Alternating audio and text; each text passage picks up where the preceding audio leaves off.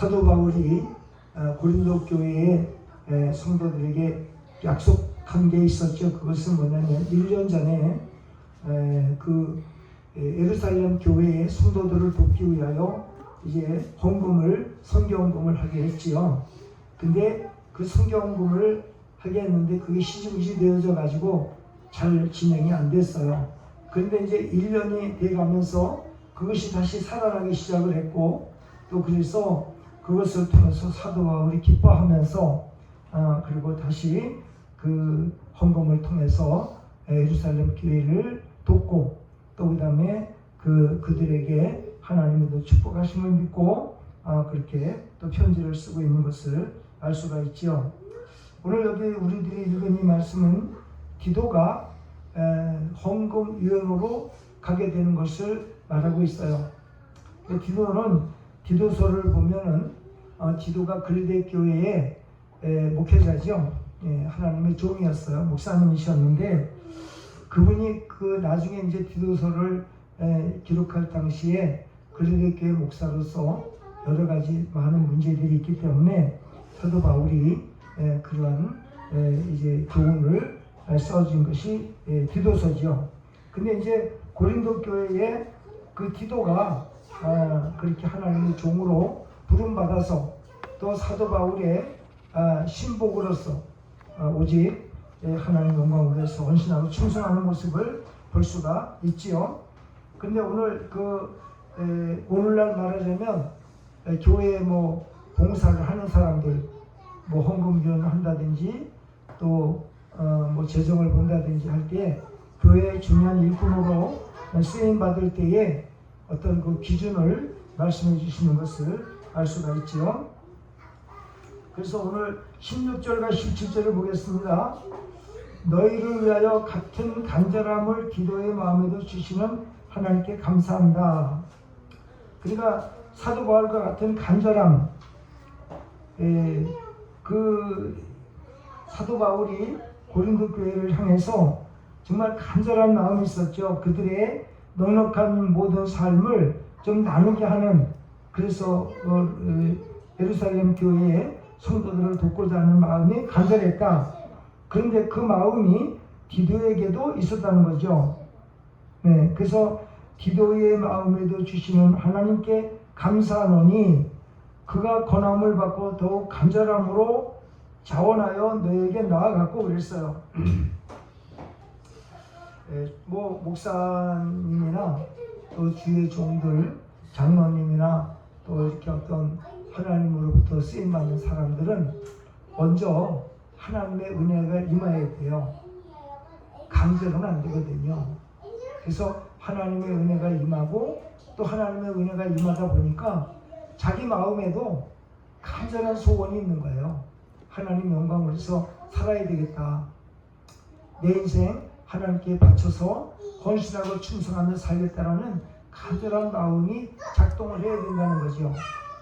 그래서 사도 바울이 디도를 통해서 고린도 교회에 편지를 써주고, 그래서 디도를 통해서 소식을 듣고 하는 그런 역할을 디도가 했지요. 그러니까 디도를 그렇게 사도 바울이 신뢰를 하는 거예요. 자, 우리가요 하나님의 어떤 그 종으로 쓰임 받는다 했을 때 인간관계도 신임이 돼야 된다는 것이죠. 이의 어떤 삶이 평상시에 살아온 삶의 모습하고 하나님을 믿는 거하고, 그 다음에 오래 이렇게 생활하다 보니까 이 부분에 대해서는 이 사람에 대해서 신뢰가 간다 했었을 때 추천을 하는 거죠. 무조건 추천하는 게 아니죠. 그래서 우선 하나님의 종으로서 어떤 은혜가 되어지면, 뭐냐면 내가 이제 뭐 예를 들면은 그럴 수 있어요. 뭐 음식을 만들어서 나눠준다 할 때 마음에 먼저 은혜가 되어야 된다는 거죠. 간절한 은혜가 되어야 된다는 거예요. 그래서 그 은혜가 되어지면은 그 은혜 가운데 하나님께 기도하면서 쓰임받 된다는 거죠.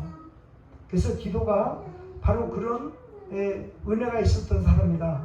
그래서 사도 바울이 디도요, 당신 고린도 교회 가서 헌금위원으로 가서 헌금을 모금해가지고 좀 가져오시오. 그런 거예요. 그러니까 이 기도가요, 기다렸듯이 자기한테 말을 언제나 하나 기다렸듯이 숲속에서 예, 가겠습니다라고 하는 그런 은혜가 있었다는 거죠. 그 오늘 말씀 자체가 그 7절에 보면 그런 얘기를 하고 있지요. 그가 권함을 받고, 자, 그가 사도 바울이 얘기를 했죠. 당신 고린도 교회 가서 헌금을 모금한 거를 좀 가지고 오시오 그랬어요. 권함을 받고 더욱 간절함으로 자원하여 그랬어요. 여기서 간절함으로 자원하여 너에게 나갔고, 그럴 때 그냥 뭐 뒤도 돌아보지 않고 한마디에 그냥 순종하고 복종해서 그리고는 그 고린도 교회를 향해 갔다라고 하는 거죠. 갔다. 그래서 특별히 헌금에 대한 거를 이렇게 뭐 재정을 맡긴다든지 뭐 그러면은 그런 부분에서 아주 뭐 장로님이라든지 이제 교회가 크면은 그 재정이 많잖아요. 그러면 그런 부분에 대해서 아주 철두철미하게 그 어떤 인성을 보는 거죠. 그 전에 그 이제 교회에 주의 종들이 이제 가끔 이렇게 나와서 얘기하는 거 보면 믿음과 은혜는 좋지만 인격이 좋아야 된다는 거죠. 인격. 그러니까 이 사람의 인격이 그래서 그 하나님의 어떤 일꾼들을 뽑을 때 그 사람의 믿음 좋은 것으로는 안 된다는 거죠. 그 사람의 평상시 그 인격이 어느 정도 갖추어졌느냐가 중요하다는 거죠. 그러니까 그게 맞는 뭐냐면 믿음이라는 것은 항상 흔들릴 수 있거든요. 믿음이 좋을 때는 다 그냥 세상에 뭐 걱정할 거 없을 것 같아요. 근데 이 사람이라는 게 믿음이 항상 오락가락해요. 언제는 믿습니다 하고 나가더니 언젠가는 또 믿음이 떨어져가지고 아주 그냥 뭐 코가 빠져있는 사람들이 있거든요. 그러니까 어떤 믿음 중심으로 하는 건 좋다. 그러나 인격을 먼저 보라는 거죠. 일꾼을 뽑을 때. 그래서 인격적으로 이 사람이 좀 과묵하고 또 그 다음에 성실하고 충실하게 일할 수 있느냐 하는 것이죠. 성경에 보면 성령 충만이라는 용어가 있어요. 그 성령 충만이라는 용어는 프레로라고 하는 뜻인데 컵에 물이 있잖아요. 물이면 속에서 차올라가지고 가득 차서 흘러넘치는 것을 말하고 있어요. 흘러넘쳤다. 그래서 성경을 보니까 하나님께서 성령 충만함을 주셨을 때는 이게 일반적으로 자기의 어떤 삶을 위해서 살아가기 위한 수단이 아니에요. 하나님의 일을 하기 위한 수단으로 충만함을 주시는 거예요. 근데 그 충만함을 주셨을 때에 그것을 감당하게 되어지면 삶에도 충만함을 주신다는 거죠. 그리고 또 하나는 성령 충만함 받아가지고 이제 어떤 일꾼이 되어졌을 때 그 성령 충만함의 의미가 뭐냐면 도중 하차하면 안 되는 거예요. 얼마 하다가 뭐 별로 그렇게 그냥 뭐 이유도 없이 그만두는 거예요. 그리고 도중 하차하는 거예요. 그래서 성령 충만함 받은 사람은요 끝이 없는 거예요. 끝이. 내가 주님 부르신 날까지 끝없이 헌신하고 충성하는 거예요. 근데 그 성령 충만함을 받아놓으면요 자기가 생각할 수 없는 지혜가 오게 돼 있어요. 성경을 한번 보겠습니다. 출애굽기 31장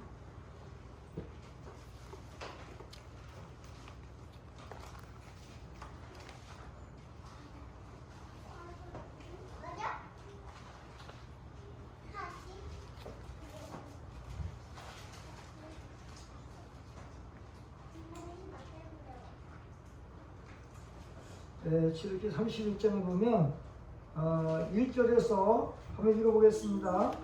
한번 31장 1절에서 읽어보겠습니다. 시작. 여호와께서 모세에게 말씀하여 이르시되 내가 유다 지파 고레 손자여 우리의 아들인 부살레를 지정하여 부르고 하나님의 영을 그에게 충만하게 하여 지혜와 총명과 지식과 여러 가지 재주로 정결한 일을 연구하여 금과 은과 르추로 만들게 하여 보석을 깎아 물리며 여러 가지 기술로 나무를 주로 만들게 하니라. 내가 또 단지파 살상의 아들 오라바를 쓰고 그와 함께하게 하며 지혜로운 마음이 있는 모든 자에게 내가 지혜를 주고 그들의 내가 내게 명령한 것을 다 만들게 할지니. 그랬어요. 그러면 여기 저 회막을 만드는 거를 말했는데 여기 보니까 충만이라는 용어를 썼죠. 충만. 그 성막을 만들 때 성령님의 능력으로 충만함을 주셔서 지혜를 주셔가지고 보석을 깎고 실을 만들고 또 그 지혜를 주셔가지고 그 성막의 기구들을 다 만들었다. 지금 이런 얘기를 하고 있거든요. 그래서 이걸 우리가 알아야 돼요. 교회의 일꾼은요, 성령 충만함을 받고 일꾼이 되어졌을 때 첫째는 도중하차 안 한다. 끝까지 완성. 그래서 이 충만이라는 용어가 완성하다라는 뜻도 있어요. 완성하다, 마무리하다, 그런 뜻이 있어요. 그러니까 중간에 도중하차하면은 하나님만 못하지요. 그런 이제 어떤 사람들을 보면 그냥 자기 충동에 의해서 하겠습니다. 뭐 그래가지고는 얼마 못 가지 탁 그만두나 말이에요. 이거는 안 돼요. 그건 복이 없어요. 그래서 신중하게 기도하고 또 그 다음에 성령님의 충만한 은혜 가운데 해가지고는, 그리고 이 성령 충만한 은혜로 일을 하는 사람 보면 모습이 아름다워요. 모습이 아름답고 그 아름다울 뿐만이 아니라 그가 하는 어떤 일도 아름다워요. 제가 성경을 연구하면서 보니까요, 성경을 하나 찾아보겠습니다. 에스겔서 1장, 우리가 항상 보는 성경이죠. 1장 25절에서 8절까지 보겠습니다.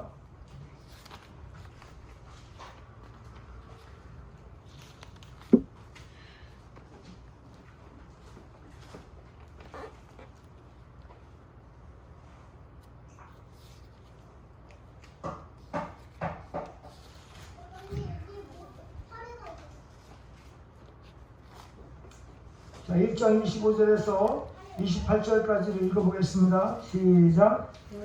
머리 위에 있는 궁창에서부터 음성이 나되 그 생물이 설 때에 그 날개를 내렸더라. 그 머리 위에 있는 궁창 위에 풍상이 있는데 그 모양이 나무석 같고 그 보좌의 형상 위에 한 형상이 있어 사람의 모양 같더라. 내가 보니 그 허리의 모양은 단새 같아서 그 속과 뒤가 불 같고, 내가 보니 그 허리 아래의 모양도 불 같아서 사방으로 광채가 나며 그 사방 광채의 모양은 비 오는 날에 구름에 있는 무지개 같으니 이는 여호와의 영광의 형상의 모양이다. 내가 보고 비교 말씀하시는 이의 음성을 들으니라. 여러분, 여기에 성경 66권 가운데에 아버지 하나님의 형상은 여기밖에 없어요. 여기 기록되어 있어요.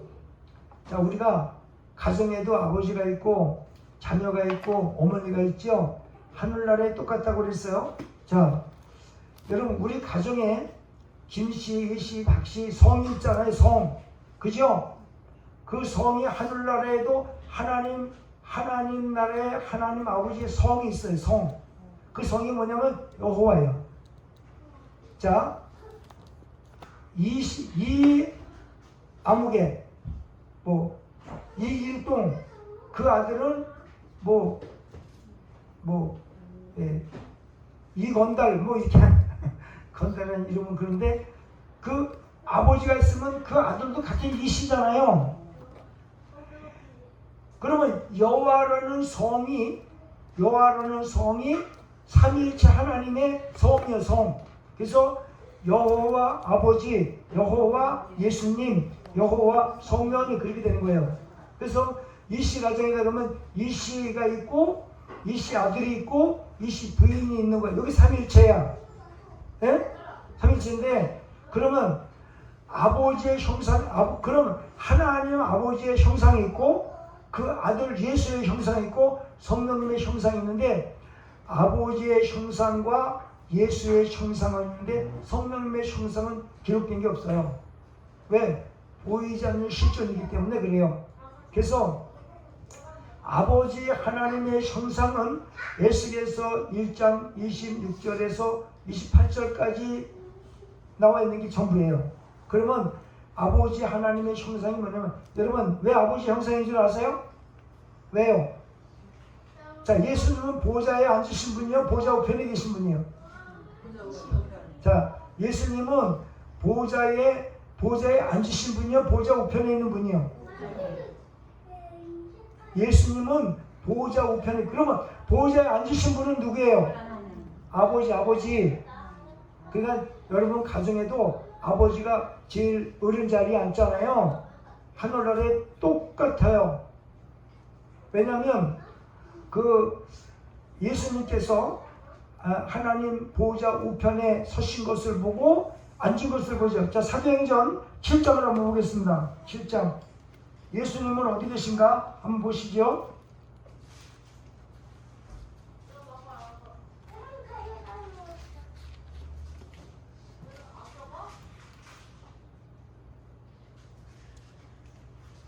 예수님이 어디 계신다고 나와 있죠?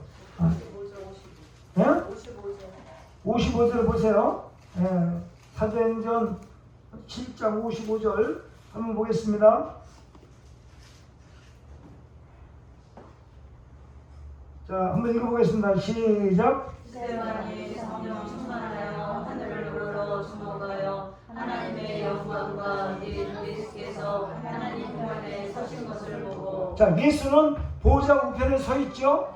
자, 그러면 8장 34절 보겠습니다. 로마서 8장 34절.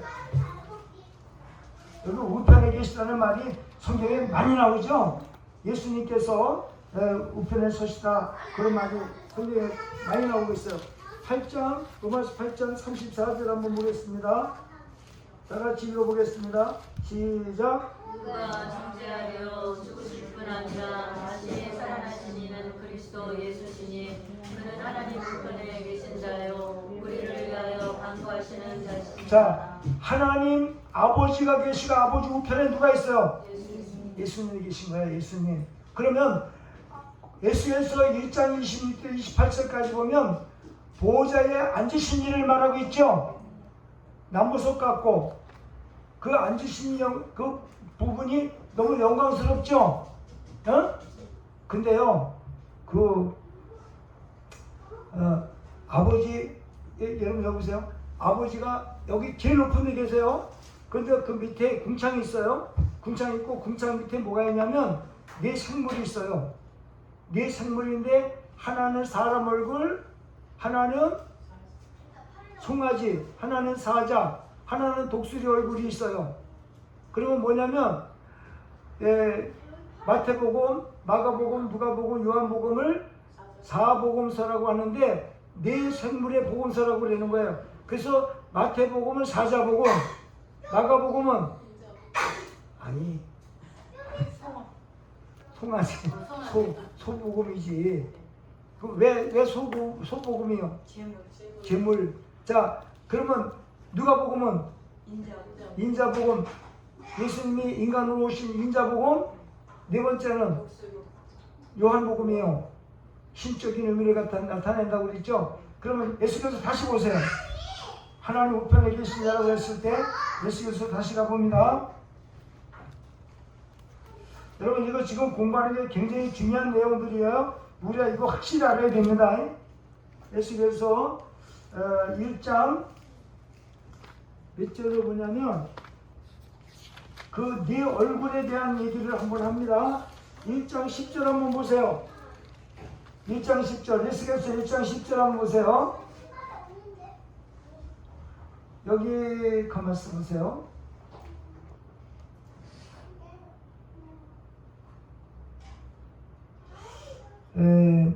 여기 4절부터 한번 보겠습니다. 시작. 내가 보니 북쪽에서부터 폭풍과 큰 구름이 오는데 불이 번쩍번쩍하여 빛이 그 사방에 비치며 그 불 가운데 단새 같은 것이 나타나 보이고 그 속에서 네 생물의 형상이 나타나는데 그들의 모양이 이러하니 그들에게는 사람의 형상이 있더라.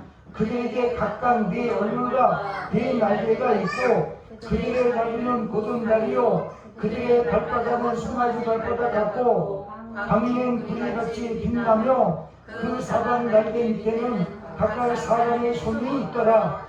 그 네 생물의 얼굴과 날개가 이러하니 날개는 다 서로 변하였으며 갈대에는 일제히 앞으로 곱게 하나며 그의 얼굴들의 모는 예수의 앞은 사람의 얼굴이요 예수의 오른쪽은 사자의 얼굴이요 예수의 왼쪽은 소의 얼굴이요 예수의 뒤는 독수리의 얼굴이요.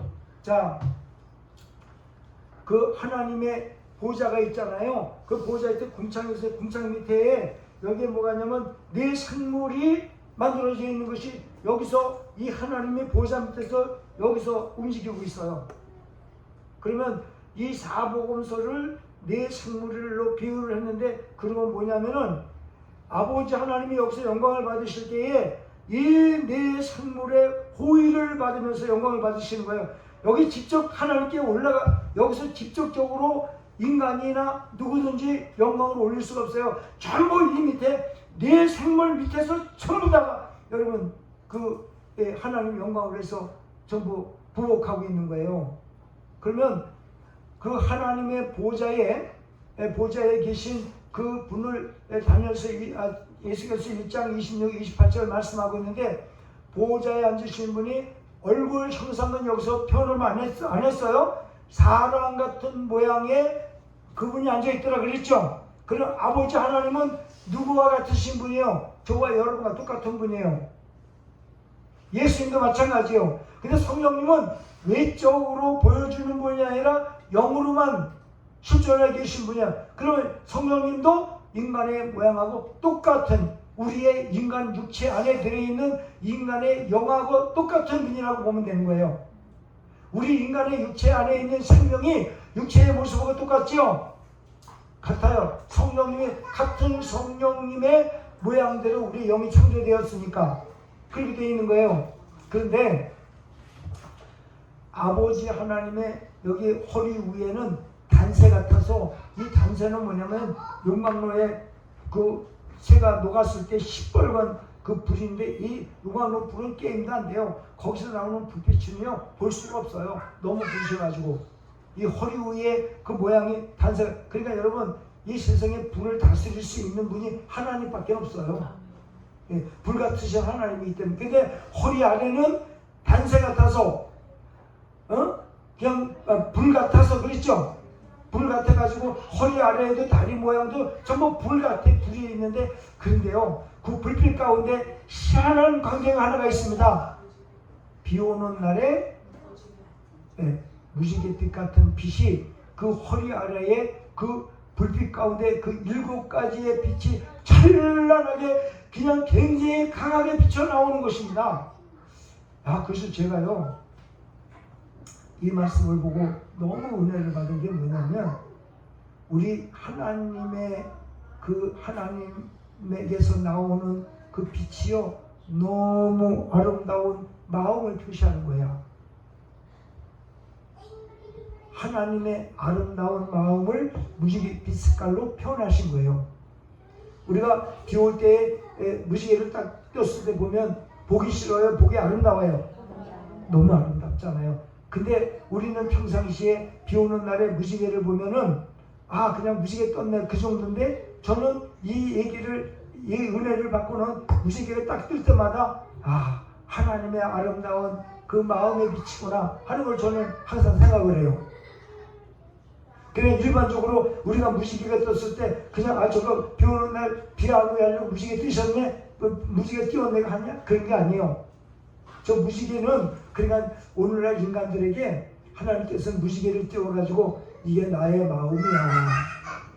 나의 마음이 이렇게 아름다운 거야. 믿든 안 믿든. 근데 우리가 오늘 이 얘기를 듣고 그 7빛을 우리가 보게 되어지면 이건 기가 막힌 거예요. 그런데 이 얘기를 왜 하냐면요. 하나님 아버지의 마음이 단 1도 아름답지 않은 게 없어요. 전부 아름다워. 하나님 마음. 그러니까 하나님은 무서운 하나님이 아니에요. 너무나 선하고 아름다운 마음을 가지신 하나님이야. 그러니까 그 100에서 100이라고 한다면 단 1도 하나님 아버지의 마음은 조금도 흠이 없어. 근데 그분이 저와 여러분이 부르는 아버지 하나님이에요. 아버지 하나님. 성령님의 은혜 가운데 예수를 믿고 예수님을 믿는 사람들은 그 하나님 아버지를 다 아빠, 아버지라고 불러요. 아멘. 그러니까 여러분 우리가 하나님의 백성으로 구원받았다라고 한다면 그 하나님 아버지가 너무너무 아름다워. 그리고 아름다울 뿐만이 아니라 너무나 위대하셔. 너무나 거룩하셔. 그러니까 우리 인간이 아버지 하나님이라는 걸 생각할 때마다 어떤 그분이 무서워서가 아니라 너무 거룩해서 함부로 대할 수 없는 그분이라고 해서 그렇게 하나님 아버지를 아버지라 부르는 거예요. 아멘. 우리에게 그런 자격이 누구 때문에 주어졌다고요? 예수님이 우리를 십자가에 지셔 그랬죠? 이것이 하나님 아버지의 무지개와 같은 마음이 있기 때문에 그것을 역사하신 거예요. 아버지 하나님의 그 마음에 무지개 같은 사랑의 마음이 있기 때문에 예수를 이 땅에 내려보내신 거라고요. 그 아름다운 그 하나님의 너무나 휘황찬란한 아름다운 마음에 계신 아버지 하나님이기 때문에 그 아버지 하나님이 예수를 이 땅에 보내셔서 우리를 구원하신 거라고요. 예수가 이 땅에 오신 것은 아버지 하나님의 마음의 뜻이거든요. 그렇기 때문에 우리가 예수 그리스도를 보면서 아버지 하나님의 마음을 보는 거예요. 이런 마음이요. 이사야 53장에 다 기록이 되어 있어요. 이런 마음들이 하나님 아버지의 마음이 이렇게 기록되어 있어요. 자, 이사야 53장 한번 보겠습니다. 얼마나 이게 기가 막힌 말씀이 기록이 되어 있냐면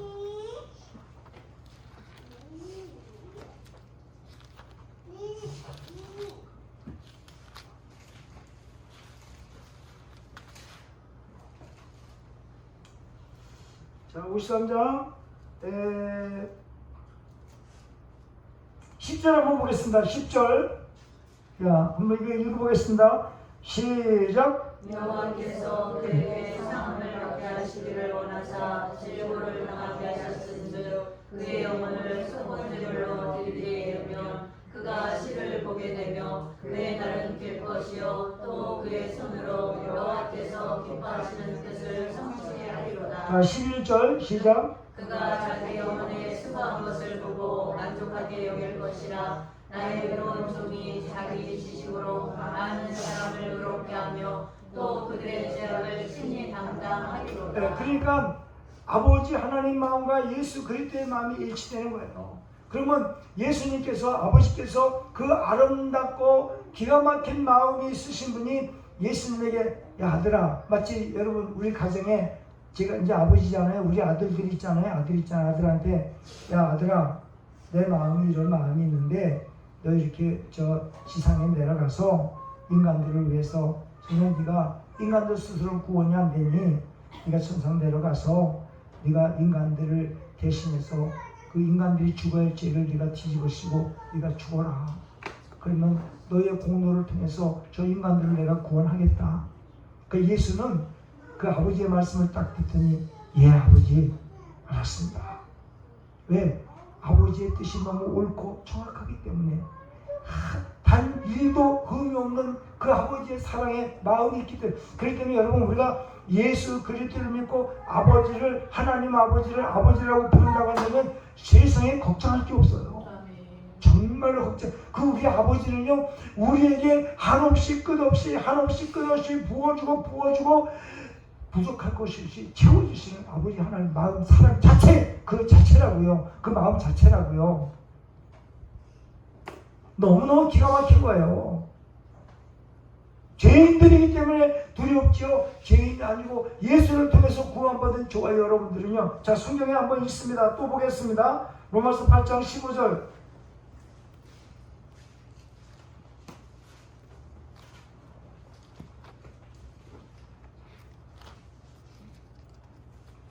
(15절에서) 17절까지 읽어봅니다.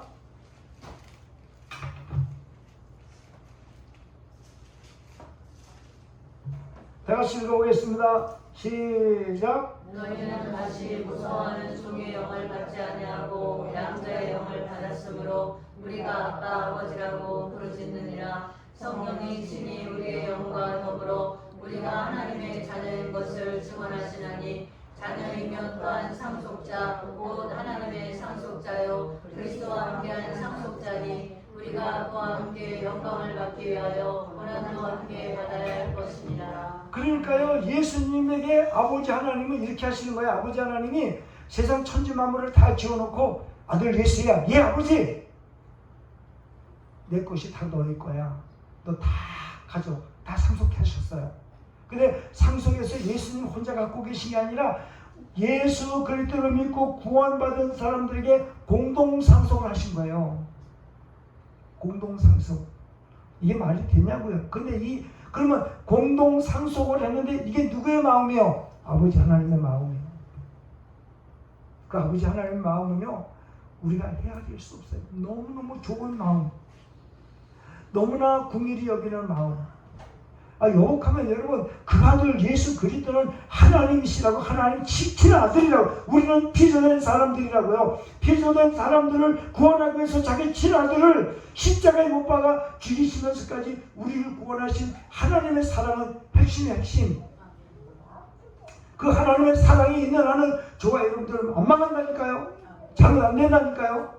그래 하나님께 한없이 끝없이 충성하고 헌신하더라도 여러분 부족할 것이 없는 거예요. 놀라운 은혜가 있는 거예요. 그렇기 때문에 오늘 사도 바울이 기도를 통해서 기도가 자원하는 마음을 왜 가졌는데요? 그런 은혜가 있기 때문에. 그래서 자원하는 마음을 가지고 제가 가겠습니다.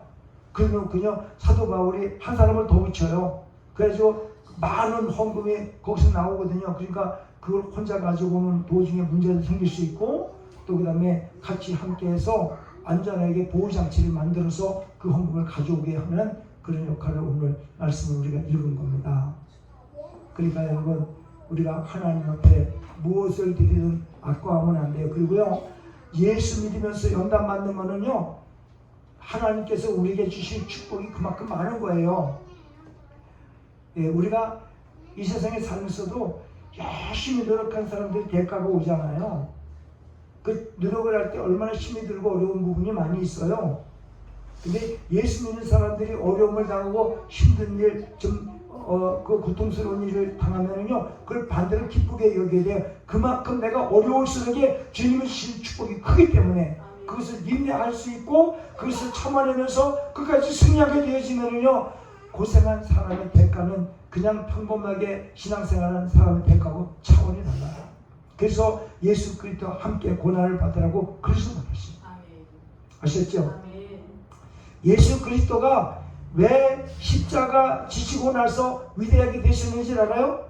십자가 지신 후에 십자가의 고난이라는 고통을 통해서 우리 하나님께서 예수를 가장 위대한 인물로 세우셨다고요. 빌립보서 2장을 한번 보겠습니다.